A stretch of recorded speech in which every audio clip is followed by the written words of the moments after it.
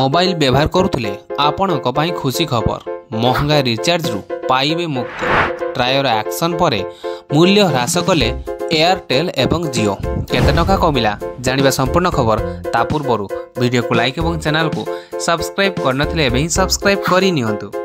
Jio Airtel VI एवं BSNL द्वारा केवल कॉलिंग और एसएमएस तारिफ प्लान मूल्य ह्रास पाइछि। जियो प्रीपेड प्लान 458 टंका परिवर्ते 448 टंका उपलब्ध। एथिरे 84 दिन वैधता सह असीमित वॉइस कॉलिंग एवं 1000 एसएमएस प्रदान करा जाउछि। सही समय रे जियो गोटे वर्ष वैधता थिबा प्लान रो मूल्य 1959 टंका परिवर्ते 1748 टंका होइछि। एही योजना रे आपनकु 3600 एसएमएस मिलिबो। एयरटेल रो प्लान मध्य ह्रास पाइछि।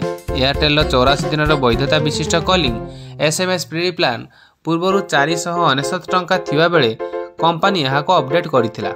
तथापि ट्राइर कार्यानुष्ठान परे ताहाकु 469 टंका को ह्रास करा जायथिला। एथिरे असीमित कॉलिंग ता सहित 900 एसएमएस सुविधा रहिछि।